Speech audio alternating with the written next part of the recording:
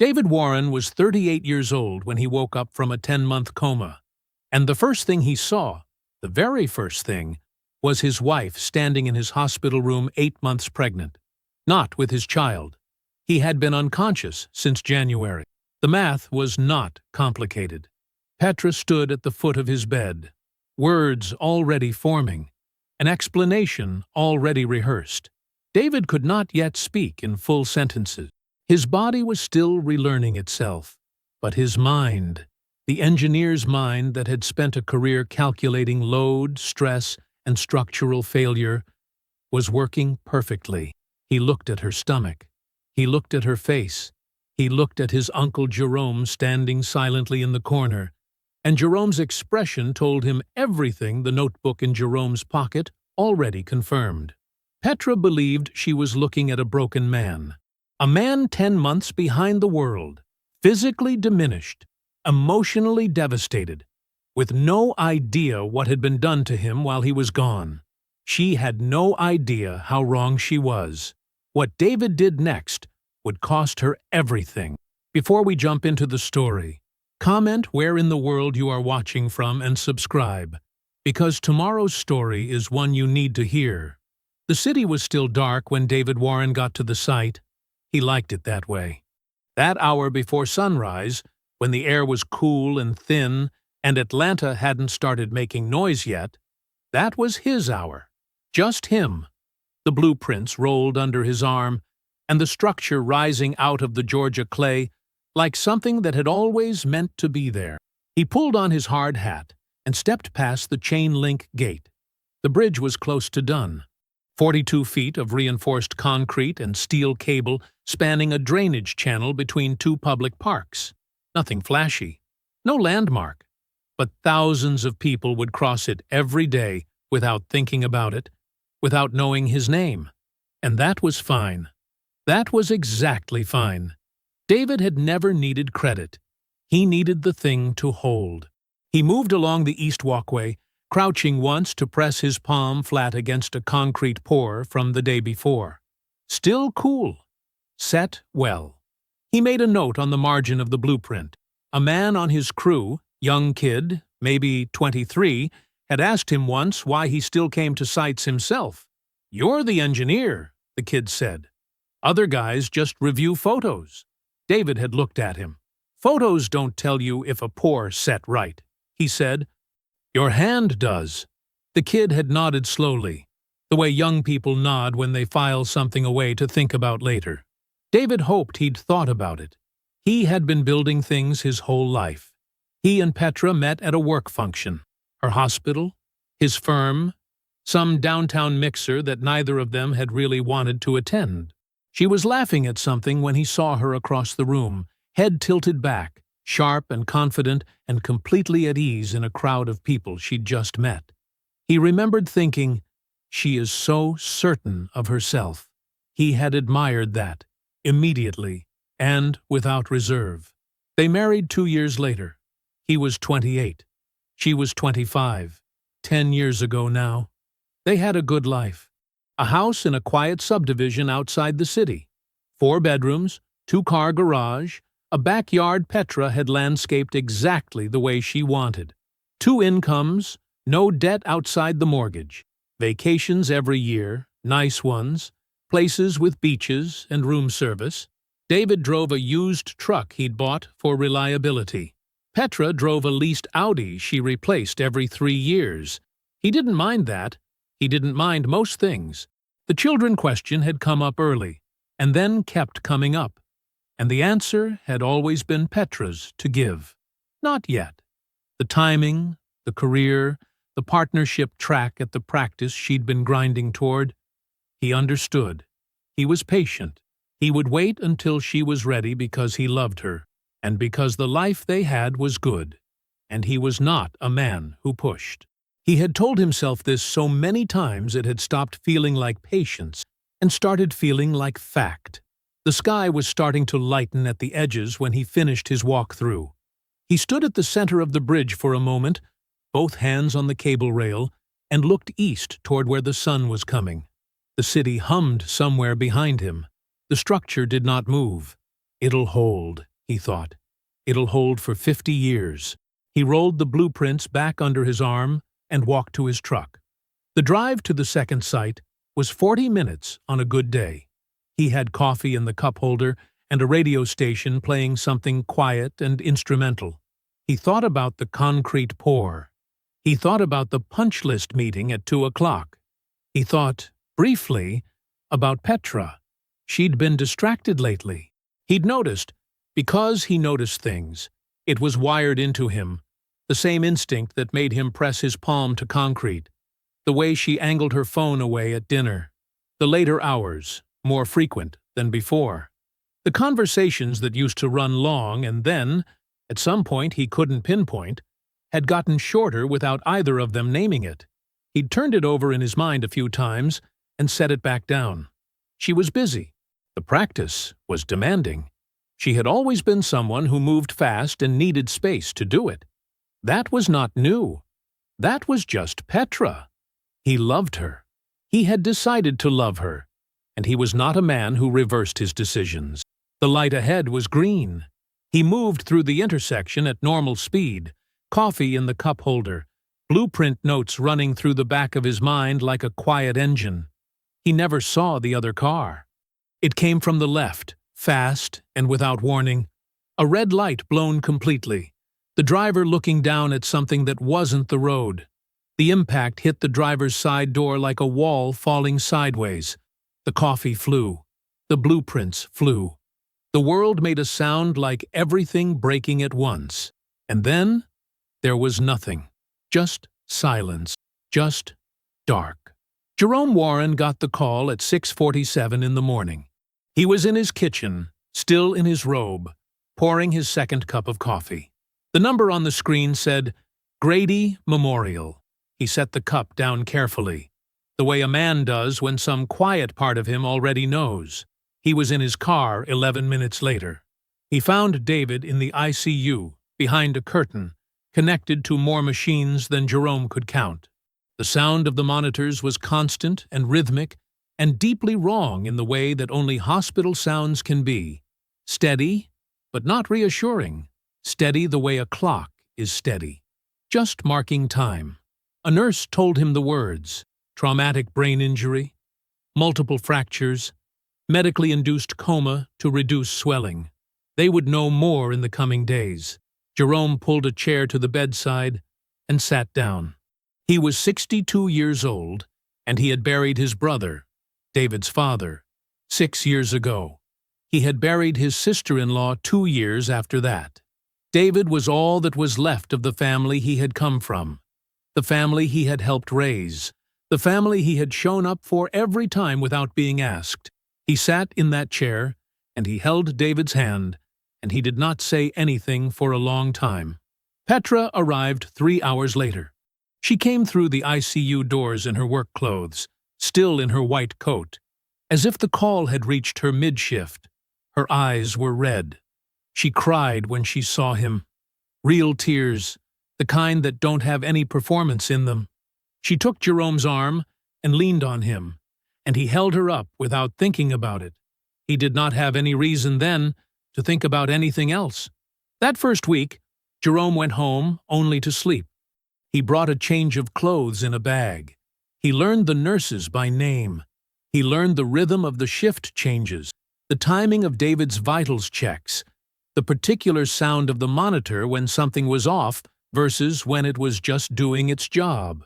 On the fourth day, he stopped at a drugstore on the drive-in and bought a small spiral notebook and a ballpoint pen. He didn't have a clear reason for it. He was a methodical man. 31 years with the Postal Service had made him that way, or maybe he had always been that way, and the Postal Service had simply given it structure. He believed in writing things down. He believed that what gets recorded gets remembered, and what gets remembered can be used. He wrote the date at the top of the first page. He listed the nurses on shift. He noted that Petra had arrived at 8:15 a.m. and stayed until 2:30 p.m., and that she had spoken to Dr. Ash for approximately 10 minutes near the window. He didn't know what he was building. He just kept laying the bricks. For the first 2 months, Petra came every day, then every other day. Jerome wrote it down. By month 4, she was coming twice a week, then once. She always had a reason, a long shift, a covering schedule, a procedure she couldn't hand off. Jerome did not judge the reasons out loud. He wrote them in the notebook next to the dates. By month 5, Dr.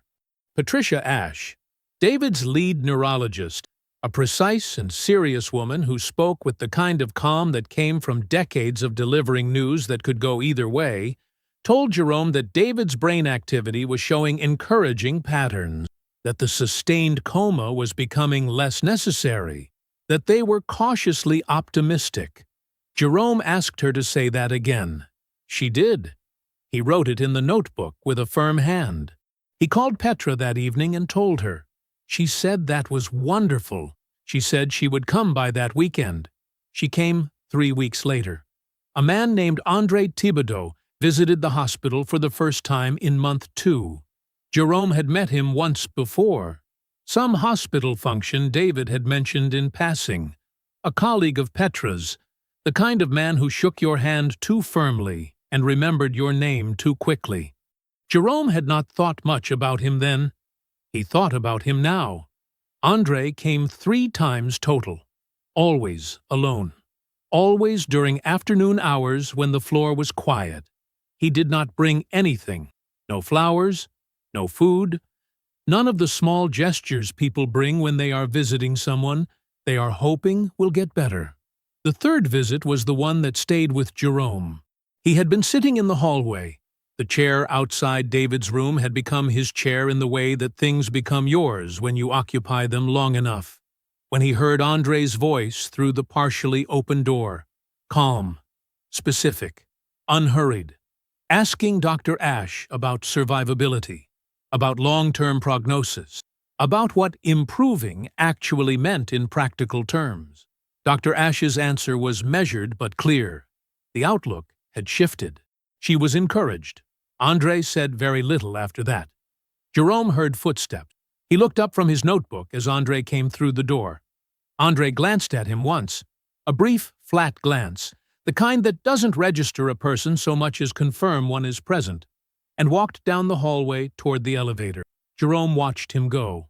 Then he looked down at the page in front of him and wrote the date, the time, and what he had heard. Andre did not come back after that. Jerome wrote that down too. Month 7. Petra stopped coming. She sent a cousin once with a small vase of yellow flowers. Jerome thanked the woman, set the flowers on the windowsill, and wrote the date in the notebook. He noted that it was not Petra. Month 8. Nothing. Month 9. Jerome was in the hallway in the early evening when he heard the elevator open at the far end of the corridor. Footsteps. Familiar ones. He looked up. Petra was walking toward the nurse's station. A brief check-in, it appeared, the kind that took 5 minutes and did not require sitting down. She had her bag on her shoulder and her head up, and she moved the way she always moved, quickly and with purpose. She passed under the long fluorescent light above the corridor. Jerome went very still. He looked at her. He looked at the unmistakable curve beneath her coat, the particular way her posture had shifted to carry a weight that had not been there before. He sat with it, the slow, careful arithmetic of a man who already knows the answer but needs a moment to let it settle into place. 10 months. David had been in that room for 10 months. The math was not complicated. Jerome looked down at the open notebook in his lap. He picked up the pen. His hand was steady. He wrote the date. He wrote the time. He wrote what he had seen. The first thing David Warren saw was a ceiling tile. White. Rectangular. A small water stain near the upper left corner, shaped like nothing in particular. He stared at it for a long time. It felt important, somehow. The plainness of it. The stillness. Something real and fixed to anchor himself to while everything else came back slowly, piece by piece, like furniture being carried into an empty room. Sound came next. A monitor, beeping with steady patience.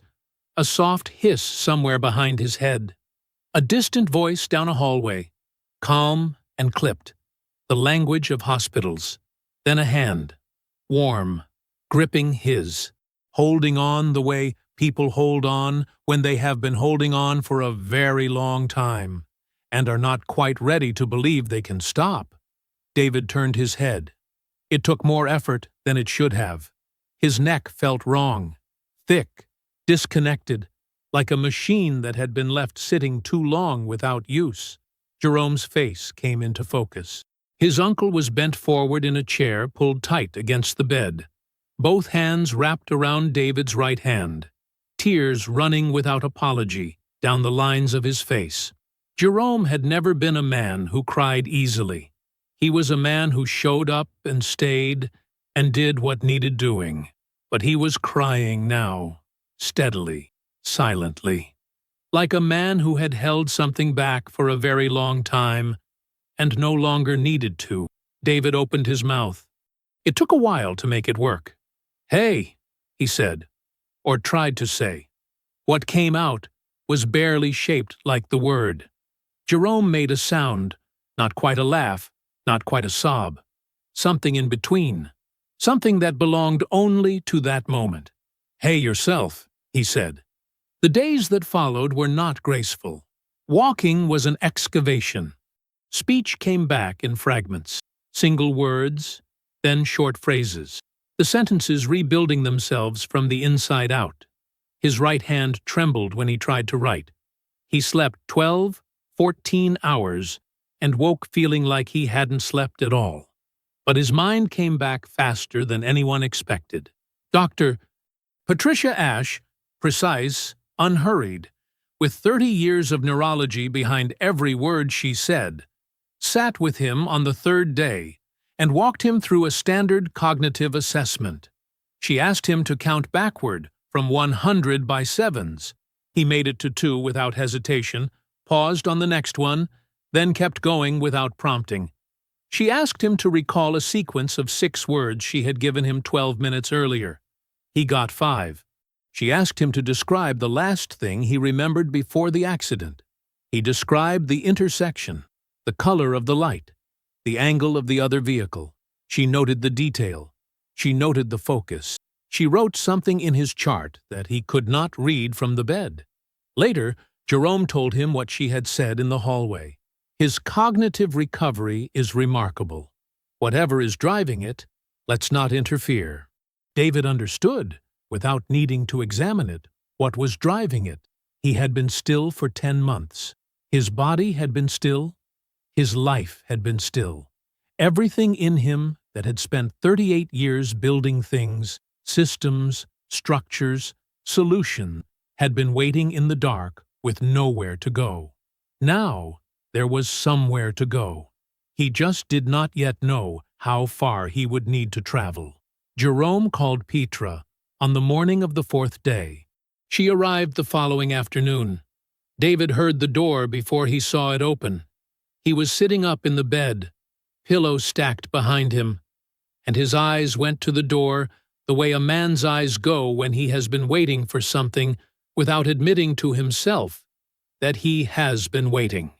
She came through, and he felt something move in his chest, real and immediate, the 10 months collapsing all at once, the relief of her face, of her being there, of the specific shape of someone you love walking toward you when you thought you might never see them again.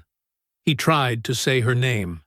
Then she turned sideways to set her bag on the chair near the window, and the word died before it reached his lips. Jerome was standing in the corner. He had not moved. He would not move. David looked at Petra's stomach. He looked at the undeniable, unmistakable fullness of it beneath her jacket. He looked at the way she carried herself, the slight backward tilt, the careful step, the posture of a woman 8 months into something that had been growing in the dark right alongside his silence. He looked at Jerome. Jerome's face did not change. He did not look away. He just held David's gaze with the steady, sorrowful expression of a man who had been waiting 10 months to stop carrying something alone. The room was very quiet. Petra was already talking. Her voice was low and halting and prepared. "Grief," she said. "Loneliness. The not knowing. I didn't know if you were coming back. I didn't know how long I was supposed to."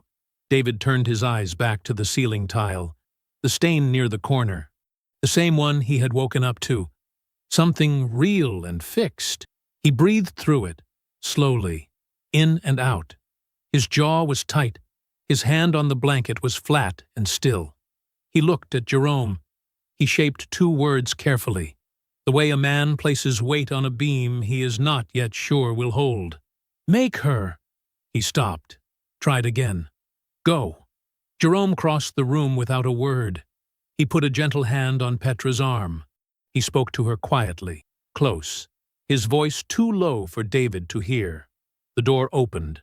The door closed. The monitor beeped. The hiss behind his head continued. David sat in the silence of the room he had woken up in the life he did not yet fully understand the shape of, and let the fact of it settle over him the way a structure settles, slowly, with weight, finding the level it will hold. His jaw stayed set. His eyes stayed open. His mind, the part of him that had always thought in load and consequence, in cause and effect, in what holds and what breaks, had already begun. Jerome came back through the door. He sat in his chair without speaking. He did not reach for David's hand this time. He just sat. A long moment passed. David turned his head toward him. "Notebook," he said. Jerome arrived before the breakfast tray did. David heard the door and opened his eyes. The room was still gray with early morning light, the kind that hadn't fully decided to be day yet. Jerome came in carrying 2 coffees in paper cups, and his notebook tucked under his arm like it always was, like it was a part of him, like a man who carries a hammer, keeps it close out of habit even when there's nothing to drive. He set 1 coffee on the tray table. He set the notebook beside it. He sat down. He didn't say anything. David pushed himself upright, slower than he wanted to, but faster than yesterday. His right hand was steadier this morning. His speech had come back another increment overnight. He could feel it, the way you feel a muscle loosening after days of work. The words were closer to where he needed them to be. He picked up the notebook. Jerome had kept it in chronological order. The handwriting was small and even. The hand of a man who had spent decades filling out postal logs and legal documents where precision was not optional. The first entry was dated the day of David's accident. The last entry was 11 days ago. David read slowly. He read about the early weeks, the daily visits from Petra, the names of the nurses who rotated through his care, the flowers someone from his firm sent that Jerome noted with the same flat neutrality he gave everything else. He read Jerome's account of André Thibodeau's first visit. Ati, Petra's colleague. Arrived 4:12 p.m. Did not stay long. Asked floor nurse about patient status. The second visit, 6 weeks later. Again. Spoke to doctor. Ash in hallway outside room. Asked specifically about prognosis timeline. Ash said improving. Left within 10 minutes. The third visit, 3 weeks after that. AT stood at the door. Did not come in. Left. After the third visit, nothing. Andre's name did not appear in the notebook again. David set his thumb on that page and held it there for a moment. A man who came to take a measurement. Who stopped coming once the measurement no longer gave him the answer he needed. He kept reading. Petra's visits tracked down the right side of the pages in Jerome's compact notation. Daily through month 2, then every other day, then weekly. By month 5, the gaps had widened to 10 days, 2 weeks. By month 7, there was a 2-week stretch with only a single entry. Petra, 20 minutes, did not speak to nursing staff. After that, nothing. Her name disappeared from the notebook the way Andre's had, not with drama, just with absence. Then, 9 months in, Near the bottom of a page, P in hallway, visibly pregnant. Approx. 7 months. Noted 6:47 p.m. One sentence. The date, the time. David closed the notebook. He set it carefully on the tray table. He picked up the coffee Jerome had brought and held it with both hands, not drinking it yet, just holding the warmth of it. "I need you," he said, the words coming clean and even now, "to call your contact." At the legal aid office. Jerome nodded. He had been expecting this. "I need the financial records, everything she had access to under the power of attorney." He paused, choosing the next words deliberately, the way he chose materials, for load, for purpose. Account statements, transfers, all of it. "I'll call this morning," Jerome said. David nodded once. He set the coffee down. Camille arrived that afternoon carrying a paper bag from the deli 2 blocks from their firm's office, the same deli where she and David had eaten lunch at least once a week for 4 years. She set it on the windowsill and then turned and looked at him for a long moment, with the particular expression of someone who has rehearsed staying composed and is succeeding, but only just. "You look like yourself," she said. "Mostly. Working on the rest," David said. She pulled the chair close and sat. She asked about his therapy schedule, his sleep, the tremor in his hand. He answered honestly. Better, inconsistent, almost gone. Then she told him about the project he'd been running before the accident, how the team had held it together, how it was going to need him back. He told her he'd be back. She believed him. Then she folded her hands in her lap and looked at him with the kind of careful directness that meant she had been deciding whether to say something for a while, and had finally decided. "I drove by your house," she said. "Twice while you were here." David didn't move. "Tell me." "First time was a Tuesday. Nighttime, maybe 11. I was going to drop food off. His car was in the driveway. She said the way people say a word they'd rather not have reason to use. I didn't stop. Second time? 3 months later, Saturday afternoon. His car was there again. A beat. So was a moving truck. They were bringing furniture in. The room was quiet. "Write that down," David said. Camille reached into her bag and pulled out a small notepad without being asked, like she had already known, had already decided what she was going to do when he said it. She wrote the date she'd stopped driving by, both visits, the car, the truck, the time of day. She tore the page out and set it on his tray table next to Jerome's notebook. David looked at the 2 documents side by side. "I need Jerome to find me a family law attorney," he said, "before the end of the week." "I'll help him look," Camille said. Jerome left to make calls just before dinner. Camille walked out with him. David lay back against the pillow. He stared at the ceiling tile, the same one, the water stain near the upper left corner, shaped like nothing, fixed and familiar. His face was still. His breathing was even. There was no grief in his expression. There was only the look of a man examining a structure, tracing its lines, testing its weight, finding every place it was weak. Jerome arrived at 7 in the morning with a manila folder thick enough to press flowers in. He set it on the tray table the way a man sets down something heavy, carefully, with both hands, the way you treat a thing that has weight beyond its physical dimension. He sat. He poured coffee from a thermos he'd started bringing from home because the hospital machine down the hall made coffee that tasted like hot regret. He didn't open the folder. He let David do it. The documents were printed clean, organized by date. Jerome's legal aid contact, a woman named Ruth, who had worked in family law for going on 20 years, had pulled everything she could access and arranged it in chronological order. Jerome had gone through it the night before. He had not slept much afterward. David read slowly. He always read slowly, when the material mattered. The first document was the power of attorney filing. 6 weeks after the accident. 6 weeks, while David was still motionless in this same bed, while Jerome was still learning the names of the night nurses. Petra had filed for emergency financial power of attorney over his affairs. Entirely legal. The kind of legal thing that exists for exactly this kind of circumstance, which is also what makes it a perfect instrument for the wrong kind of person.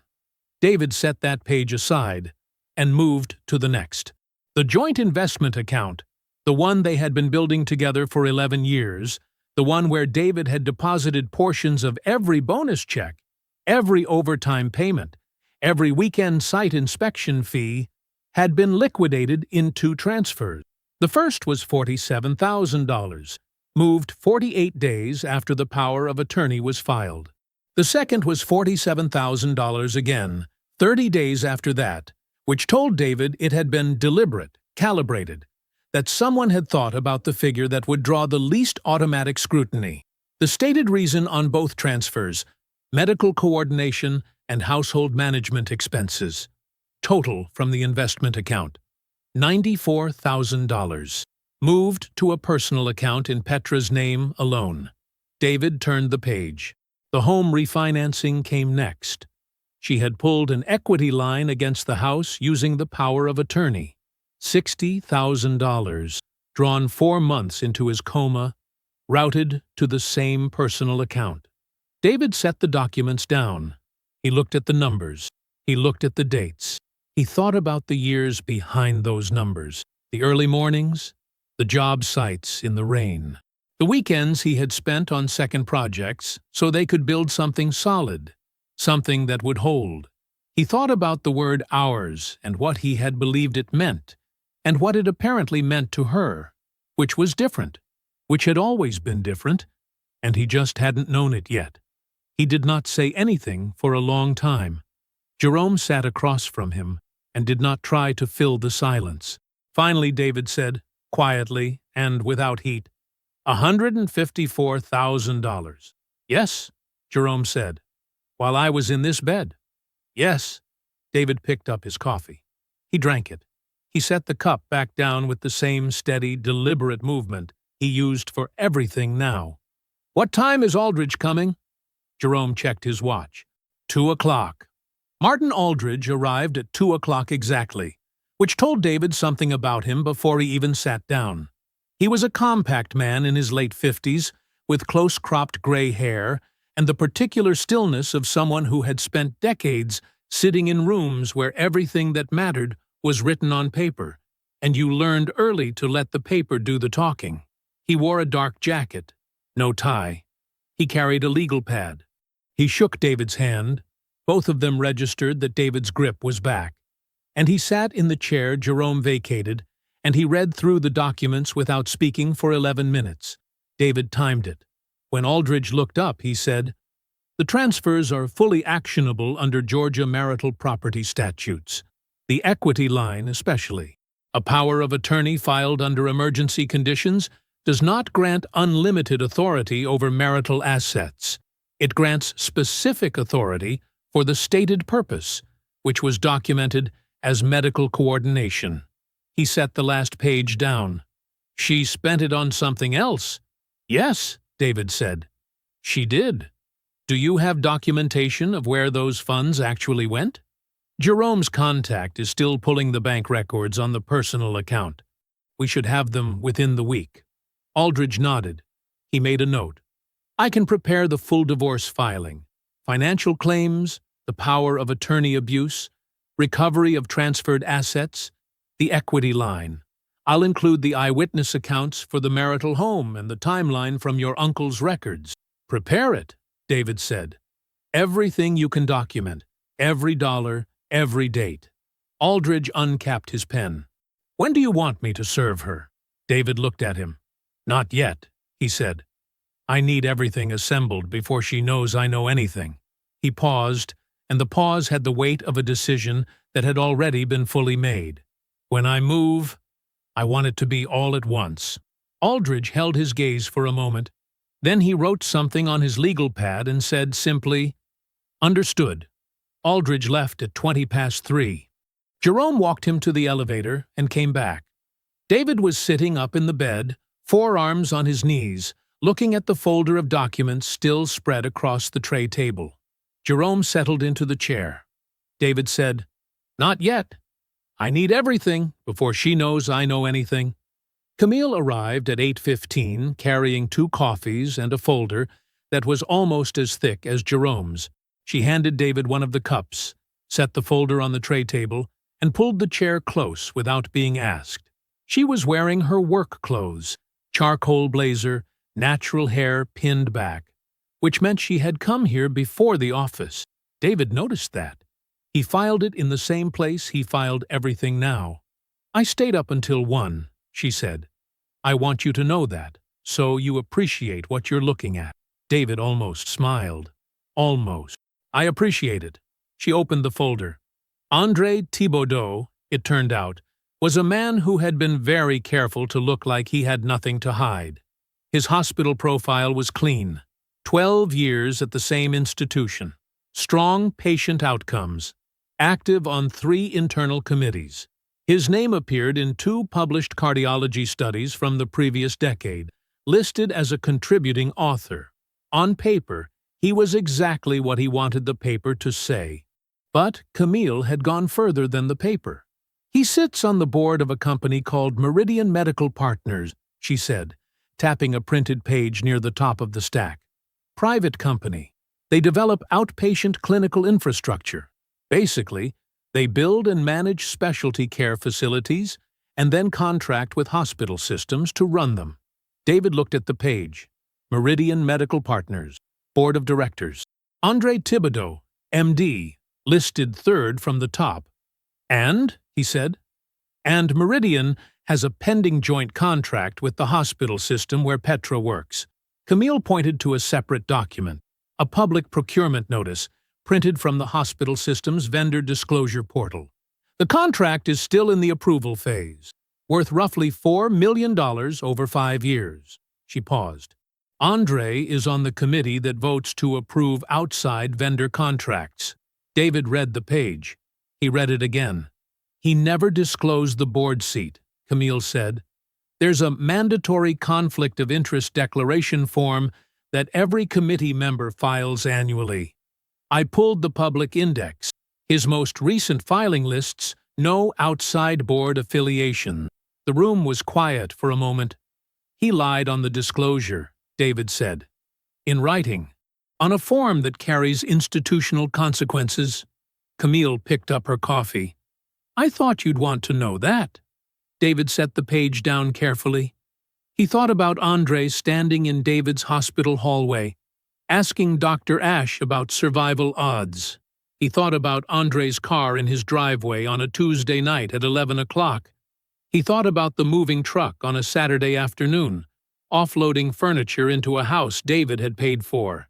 He thought about the word calculation and how well it fit the shape of everything this man had done. What else? David said. The call from Yolanda Price had come through Camille's cell phone the previous evening, just before 10 o'clock.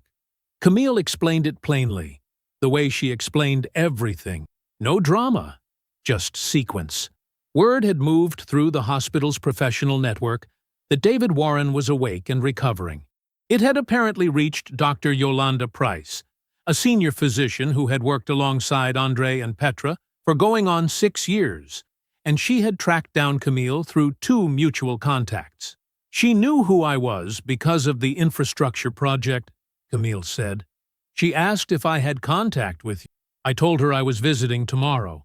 She asked me to tell you she wanted to talk. About André, David said. About André. Camille folded her hands in her lap. She told me enough on the phone that I think you need to hear the rest of it directly. But what she told me was this. She has watched him do this before. David looked at her. There was another woman, a married colleague, different department, about 4 years ago. Camille's voice stayed level. Yolanda said the pattern was the same. He identified someone going through something difficult, someone whose professional life made them dependent on relationships in that building, and he moved in. It became serious enough that the woman's marriage ended. She paused. Then André stepped back, managed his exit, left her to deal with everything that came after. David was quiet. Yolanda documented what she saw at the time. Camille continued. She never filed anything because she didn't think anyone would act on it. But she said if David Warren is building a case, she used those words, building a case, she will put everything she witnessed into a formal statement. Both instances, everything she has. Why now? David said. Camille considered the question with the seriousness it deserved. She said she's tired of watching him walk the hallways like the rules are for other people. David looked down at the folder, at the board disclosure, at the contract number, at the name printed on the Meridian letterhead in clean, professional type. He picked up his phone. He found Aldridge's number. He read it aloud and handed the phone to Camille. Put her in contact with him, he said. Tell her to bring everything she has. Camille wrote the number down without comment. David leaned back. He thought about what he was holding now. The financial records, the timestamps in Jerome's notebook, the eyewitness accounts, Dr. Ash's clinical records, and now a senior physician willing to put a pattern of behavior into writing with her name attached to it. He thought about how a structure holds, how you don't apply the load until every joint is sound. Tell her I said thank you, he said. Tell her it matters. Camille nodded. David reached over to the tray table and picked up Aldridge's card. The discharge paperwork took 40 minutes. David sat in the wheelchair they required him to use. Hospital policy, the nurse explained apologetically, and he let Jerome handle the desk. Forms, signatures, the plastic bag of personal items that had been held in storage for 10 months. His watch, his wallet, his wedding ring, still in its original envelope, still sealed. He did not open the envelope. Jerome took it from him without a word and put it in his jacket pocket. The automatic doors slid open, and the morning air hit David full in the face, warm and unhurried, carrying the smell of cut grass and car exhaust, and the particular aliveness of a world that had kept moving without him. He closed his eyes for a moment and just breathed it in. Jerome's truck was parked close. An old Ford, dark blue, immaculate as always. Jerome opened the passenger door and waited. He did not hover, did not offer his hand. He simply waited, the way he had always waited, steady and present, without making anything into a production. David got in on his own. Jerome's house was a 20-minute drive through a neighborhood where people had lived long enough to plant real trees. The kitchen smelled like something had been cooking since before sunrise. Smothered chicken, cornbread, rice, a pitcher of sweet tea on the counter already sweating in the morning warmth. David sat down at the kitchen table, and Jerome set a plate in front of him without ceremony. He ate. Not quickly. Slowly. The way a man eats when the food means something beyond the food. Jerome sat across from him and ate his own plate, and neither of them felt the need to fill the silence with anything it didn't require. After the meal, David slept in Jerome's spare room, in a real bed with a real pillow, and the sleep that came was deep and without interruption. When he woke up, the room was gold, with late afternoon light. He lay still for a minute and listened to the neighborhood. A lawnmower somewhere down the block, a screen door banging shut, a car radio fading past. He thought, I am still here. Then he got up. Aldridge arrived the following morning at 9 o'clock sharp, briefcase in hand, and spread the complete case file across Jerome's kitchen table.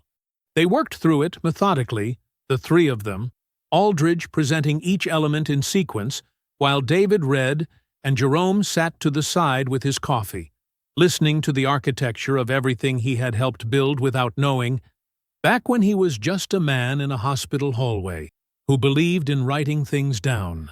The financial claims were airtight. The investment account liquidation, the equity line, the power of attorney transfers, every dollar documented, every date stamped, every receiving account identified. Aldridge said the word actionable 4 times, and meant it each time. Camille's written statement was in there, clean and precise, the way Camille did everything: addresses, dates, times, descriptions of the vehicles present, the moving truck, the furniture, signed and notarized. Yolanda Price's formal statement was behind it. Longer, more detailed than David had expected. It named dates, described conversations, laid out the prior instance with the other woman in language that was careful but damning. Aldridge said the medical board would find it difficult to set aside. Jerome's notebook had been transcribed and notarized as well. Every entry, every timestamp, every observation logged from his months at David's bedside. Andre's 3 visits, the questions about survival odds, the abrupt departure when the prognosis shifted favorable. All of it dated. All of it signed. David turned the pages slowly. He did not rush through it. When he was finished, he looked up at Aldridge and said, "It's ready." Aldridge said, "It's ready." David made the call to Petra from the kitchen after Aldridge left. He had thought about what he would say and decided the truth was the cleanest option. A version of it anyway. The version that kept her standing still for 7 more days. She picked up on the 3rd ring.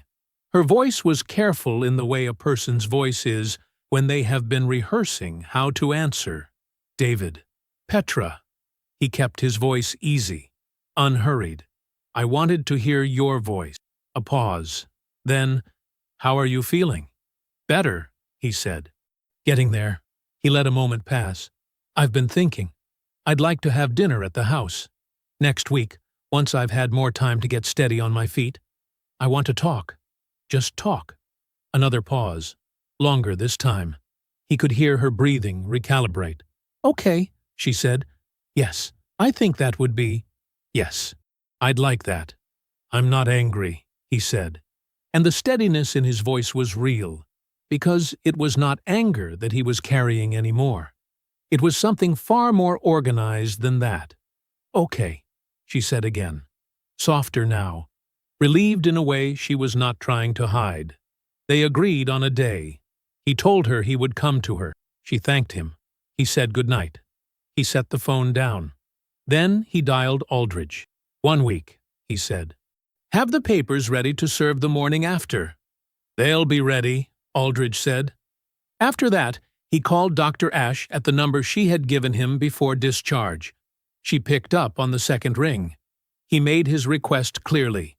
Formal notarization of her clinical documentation, prepared for legal filing, her records of Andre's hospital visits, her records of the questions he asked, her records of how quickly he left when the answers stopped working in his favor.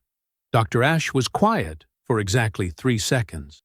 "I'll have it to your attorney by end of week," she said. "I've been waiting for someone to ask." That evening, Jerome brought 2 cups of coffee out to the porch and handed one to David without a word. The street was settling into its nighttime quiet. Porch lights coming on down the block. The trees going dark and still. Somewhere, a television murmured behind someone's curtained window. They sat for a long time without speaking. Jerome turned his cup in his hands. He looked out at the street. Then he said it plainly, the way he said everything. "You sure?" David looked out at the same darkness. "I've been sure," he said, "since I saw her walk through that door." The house looked the same from the outside. Same brick, same mailbox, same 2 steps up to the front door. The oak tree in the front yard had put on another season of growth, and the lower branches hung a little heavier than David remembered. That was the only difference he could see. He sat in the car for a moment, not hesitating, just looking. Then he got out.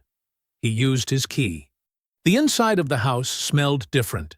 A candle, something floral, and underneath it, something unfamiliar that had moved in and made itself at home in the months he was gone. He noticed it and set it aside. The kitchen table was the same table. Dark walnut, 6 chairs, bought at an estate sale 4 years ago because Petra had loved the legs.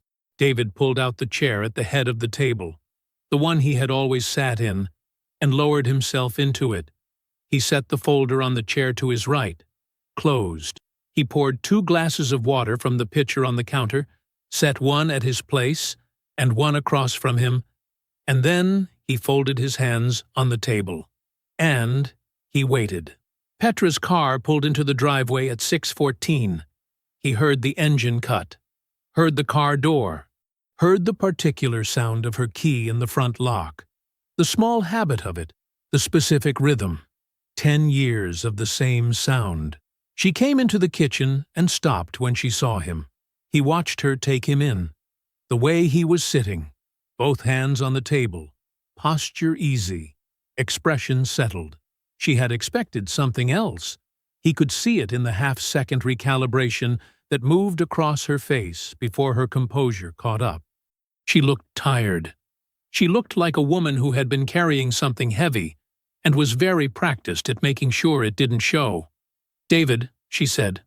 "Sit down," he said. Not unkindly. She sat. She looked at the water glass in front of her, and then looked at him. He nodded once. "Go ahead." And he meant it. He had built the space for this deliberately, the way you leave room in a structure for the forces you already know are coming. She spoke for several minutes. He had expected rehearsal. And there it was, the pacing of it, the careful sequencing of grief before loneliness, before I didn't know if you were coming back. She talked about the silence of those first months. She talked about fear. She talked about Andre in the way people talk about a mistake they are still partially defending. "It wasn't what I thought it was. It was never supposed to go this far. I know that doesn't help you. I know." She did not cry. He noticed that. She had decided not to. When she stopped talking, the kitchen was very quiet. David looked at her for a moment.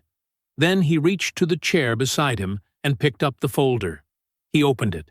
He set the first page on the table between them, turned so she could read it. "6 weeks after my accident," he said, "you liquidated $94,000 from our joint investment account." His voice was level, unhurried, the voice of a man reading from a set of engineering specifications. "You cited medical coordination costs. The funds went to a personal account I had no access to." Petra looked at the page. The equity line came 2 months later. He placed the second document beside the first. 60,000, drawn on the house under power of attorney. Same account. She said his name. $154,000, he said. "Moved out of our shared life while I was unconscious." "David, I was managing. I had to keep the house running. The bills were—" "Petra." He said it quietly, not loudly, just with enough weight to stop the sentence. "I've seen the statements. I know where the money went, and I know where it didn't go." She closed her mouth. He moved to the next page. "Andre came to the hospital 3 times, not to ask how I was doing. Jerome was in the hallway." He looked up at her. "He heard Andre ask my doctor directly about the odds I'd survive. When the prognosis got better, Andre stopped coming. He never came back after month 3. Something moved across her face, something she hadn't rehearsed for. Jerome kept a log," David said. "Every visit, every date, every timestamp from the parking garage." He set Jerome's transcribed notebook pages down, one by one, like cards. "You stopped coming by month 7. Not because the situation became too painful." He paused. "Because the situation had already resolved itself for you." Petra's composure came apart, the way a wall comes apart when the foundation has been wrong all along, not in one sudden collapse, but in stages. First, the stillness of a person who has run out of the right words. Then, the reach for anger, the desperate pivot. "How dare you reduce this to spreadsheets when I was alone and terrified and—" "The divorce papers are in the folder." David's voice didn't change. He set them on the table and slid them toward her with 2 fingers. "Aldridge will serve them formally in the morning. I wanted to hand them to you myself." She stared at them. "I hope you and the baby are healthy." He said it the way he meant it. Clean, simple, free of performance. His decency was his own. She had not managed to take that from him. He picked up his keys from the table. He stood. He walked out of the house. He did not look back. The papers landed at 9:07 in the morning. Aldridge's process server, a compact, unhurried woman named Mrs. Holt, arrived at the house with the stamped and signed filing in a manila envelope. She rang the bell once. When Petra opened the door, Mrs. Holt confirmed her name, placed the envelope in her hands, noted the time in her log, and walked back to her car. That was it. That was how 10 years ended on paper. Petra's attorney filed a duress argument the following week. The argument was this: Petra had been alone, terrified, and uncertain whether her husband would ever regain consciousness. The financial decisions she made under power of attorney were acts of necessity, not exploitation. She was a woman managing a household in crisis without a partner. It was a reasonable argument, constructed carefully, and it arrived at Aldridge's office looking confident. Aldridge had been waiting for it. He submitted Dr. Ash's notarized clinical timeline in response: 41 pages of time-stamped medical records, progress notes, and documented prognosis updates. The records showed something specific and damaging. Petra's hospital visits did not decline as David's condition worsened. They declined as his condition improved. Month 1 through 3. Daily visits. Prognosis: critical, uncertain. Month 4 through 6. Weekly, then bi-weekly. Prognosis: stabilizing. Month 7. Petra stopped coming entirely. Prognosis: recovery probable. The investment account liquidation happened in month 2. The equity line was drawn in month 4. Both transfers occurred in the precise window when David's survival was still in question. The argument was not that Petra acted alone in fear. The documents told a different story, one about a woman who moved quickly and decisively while her husband was at his most vulnerable and stopped managing the crisis the moment she could see it resolving without her involvement. The judge was not sympathetic. The equity line was flagged for full judicial review. The investment account transfer was ordered partially restored. $61,000 returned to a court-managed account pending final settlement. The house went into sale proceedings. Petra had 30 days to make other arrangements. She did not keep the house. The baby came 6 weeks after the dinner. A girl, 7 pounds, 2 ounces, born on a Tuesday morning at the same hospital where David had spent 10 months staring at the ceiling. The paternity test was court-ordered as part of the divorce proceedings, a formality that confirmed what everyone already knew. Andre Thibodeau was listed as the biological father on the documentation that went directly to Aldridge's office. Andre had been operating on a private calculation. His version of events had always assumed a quiet arrangement, an informal understanding, some money moved discreetly, his name kept at a manageable distance from the situation. He was a man accustomed to engineering clean exits. He had done it before. He had not accounted for Petra being furious. She had lost the house. She had lost the settlement she expected. She was working longer hours with a newborn and a fraction of the financial cushion she had spent 2 years quietly building. Andre had not called her since the divorce filing hit the news cycle of their professional circle. He communicated through his attorney. Politely, distantly. The way you communicate with a problem you are hoping will reduce itself over time. Petra filed for formal, court-ordered child support. The calculation was drawn from Andre's complete documented income, his attending physician's salary, his private practice billing records, and his board compensation from the medical development company. Aldridge had assembled that financial picture months earlier during the marital asset litigation, and when Petra's family attorney requested the same documentation, it was already in the system. The monthly figure was substantial, not ruinous. Andre would still drive a nice car and live in a nice building and eat at nice restaurants. But it was a number he would write every single month for 18 years, and it had been determined by a court that had seen every dollar he earned and had done the math without sentiment. He was not present at the birth. He did not hold the baby in the hospital. Petra's mother flew in from Birmingham and stayed 3 weeks, and those were the 3 best weeks Petra had that year. Separately and methodically, Aldridge worked the financial litigation from a different angle. The marital home had been actively used as a shared residence by André Thibodeau for a documented period. Camille's eyewitness account placed his car in the driveway on a Tuesday at 11 p.m. and confirmed the offloading of his furniture on a Saturday afternoon. Jerome's notebook gave timestamps. The conclusion was not difficult to reach. André had benefited from a household sustained by marital assets, including an equity line drawn on a home he had no legal claim to. His attempts to maintain clean legal distance from the divorce proceedings failed. He retained separate counsel. The fees were significant. The arguments his attorney made were not bad. They simply ran directly into a wall of documentation that had been assembled by a man with an engineer's understanding of what load-bearing evidence looks like. The judge found that André had materially benefited from the dissipation of marital assets. That finding had consequences.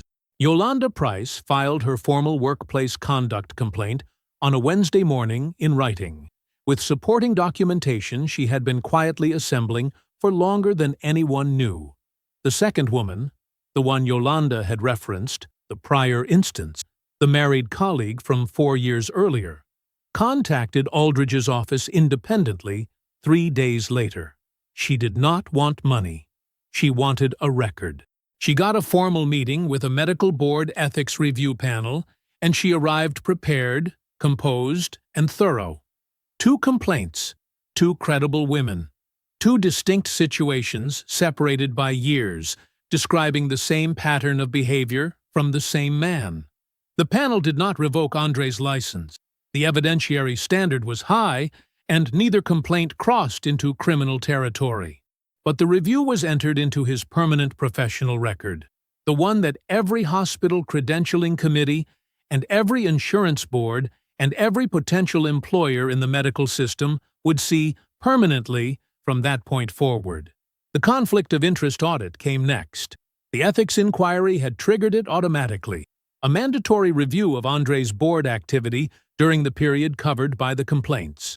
The audit surfaced something that had been sitting quietly in the financial records for 2 years. André had voted to approve contract terms that directly benefited his own private medical development company while serving on the hospital's oversight board. He had not disclosed the conflict. He had simply voted. A senior board member who had been uneasy about André for years recognized the opening and did not hesitate to use it. André resigned his board seat 4 days before the removal vote was scheduled. His public statement cited personal and professional obligations requiring his full attention. Nobody who read it believed a word of it. The pending joint contract between his company and the hospital system was pulled into a secondary review. It was restructured. It was awarded to a competing firm. He lost the seat. He lost the contract. He lost the revenue stream that board position represented, and he lost every future opportunity that would have grown from it. The professional network he had spent years cultivating, the board relationships, the institutional goodwill, the carefully managed reputation, developed a specific, quiet crack that would not close. Aldridge called David on a Thursday afternoon. David was at the drafting table in the spare room of Jerome's house, working through load calculations for a retaining wall section on the transit corridor project. His reading glasses were on. His coffee had gone cold. He picked up on the second ring. Aldridge's voice was professional and precise, the same as always, but there was something underneath it, a particular quality of satisfaction that a man develops after years of handling cases that don't resolve cleanly, when one finally does. He read David the child support figure. There was a brief silence. "That's not my problem anymore," David said. Aldridge laughed. A real laugh, unguarded, the kind that comes out when a man stops managing his reaction and just has one. David thanked him. He meant it. He hung up. He set the phone down on the drafting table beside his coffee cup. He looked at it for a moment. Then he picked up his pencil and went back to his blueprints. The sun was not fully up yet. David walked the site in the gray light before the crew arrived, hard hat on, clipboard in hand, boots crunching over packed Georgia clay. The transit corridor stretched out ahead of him, concrete pillars rising from the red earth, steel crossbeams catching the first pale color of morning. It was going to be something. He could see it already, the way he had always been able to see the finished thing inside the unfinished one. He moved between the pillars without thinking about his stride. The limp was almost entirely gone now. Some mornings he forgot it had ever been there. He stopped at Pillar 7, crouched down, and checked the base inspection tag. Signed, dated, initialed. Everything where it was supposed to be. He stood back up and made a small mark on his clipboard and kept walking. This was the part of the job he loved most, before the noise. Before the crew and the equipment and the radios crackling and the foreman calling his name every 6 minutes. Just him and the structure and the quiet agreement between what he had designed and what was actually being built. He thought, "This is mine," not possessively, just accurately. The house was smaller than the one on the other side of Atlanta.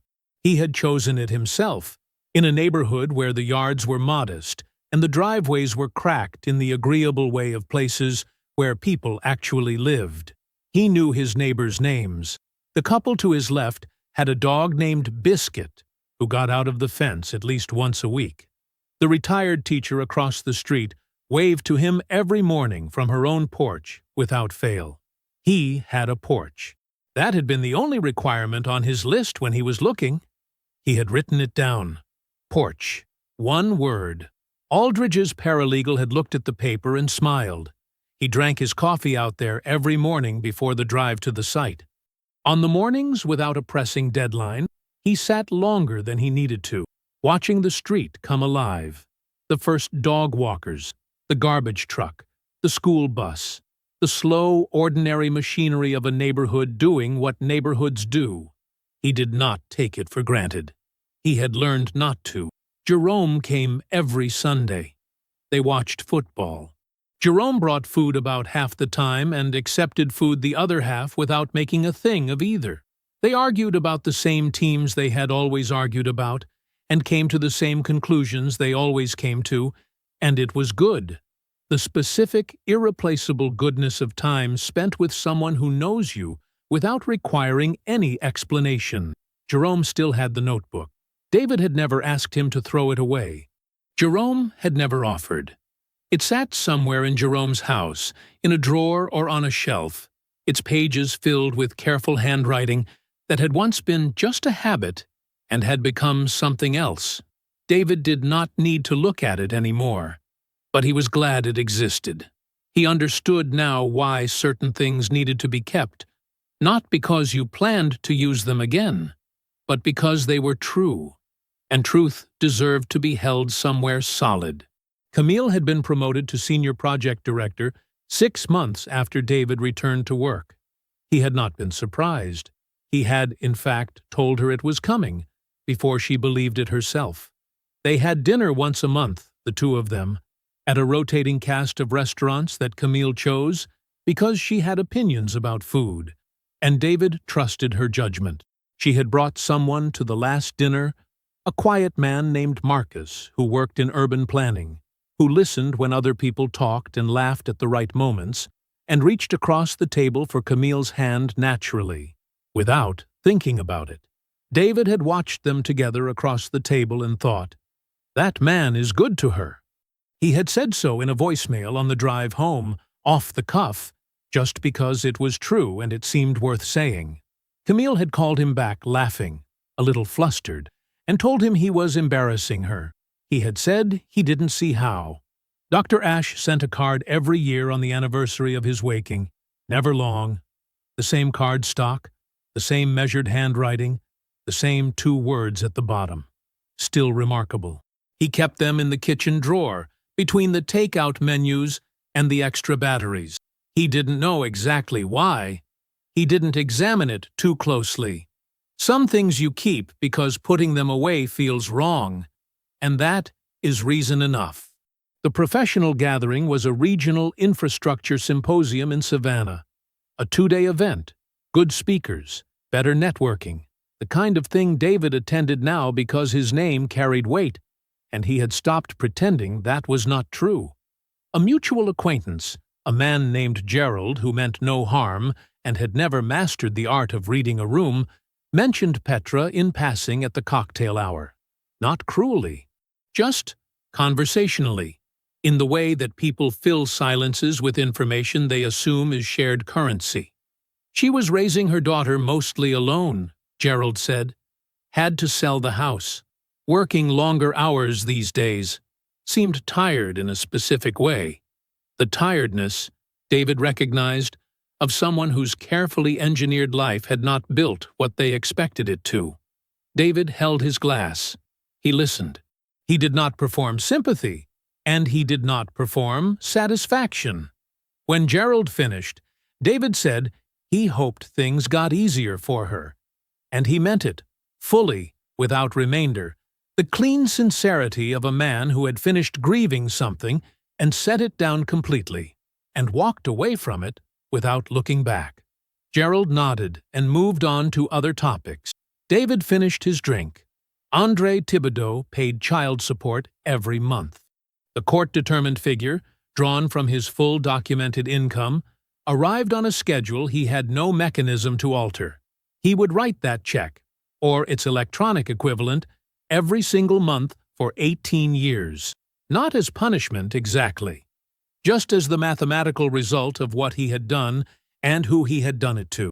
He carried a permanent ethics review in his professional record. He had resigned his board seat under circumstances that required a public statement no one believed. He was known in his professional community in the specific, quiet, irreversible way of a man whose conduct had been examined and found wanting. People still shook his hand at events. People still called him doctor. But something had changed in those interactions. A fractional withdrawal, a slight adjustment in how much weight anyone placed on his word, that he felt and could not address and would feel for the rest of his career. He had not gained a family. He had gained a payment schedule and a permanent record, and the private, unshared knowledge of exactly what his calculation had cost him. David got home from Savannah on a Friday evening. He changed out of his conference clothes. He made coffee. Real coffee, not hotel coffee, and he took it out to the porch and sat down in the chair he had bought because it fit him right.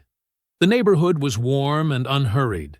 The light was going golden and slow the way it did in late Georgia evening, spreading itself across the rooftops and the yards and the cracked sidewalks without any urgency at all. Somewhere down the street, children were playing, the particular sound of it carrying in the cooling air, high and bright and unself-conscious. He drank his coffee. He thought about the bridge, the pedestrian bridge, his first one, the one that thousands of people crossed every single day without knowing his name or thinking about the man who built it. He thought about a ceiling tile and the sound of a monitor and Jerome's face, wet with tears, and the long climb back from a place most people don't come back from. He thought about a folder on a dinner table and a door he had walked out of on his own 2 feet, with everything he needed already in his hands. I built a bridge that thousands of people cross every day. I woke up from 10 months of darkness. I walked out of my own house on my own 2 feet. He finished his coffee. I am still here. That is enough. That is everything. I hope you enjoyed that one. Be sure to like the video and subscribe so you don't miss the next story. I've picked out 2 more for you that I think you'll really like.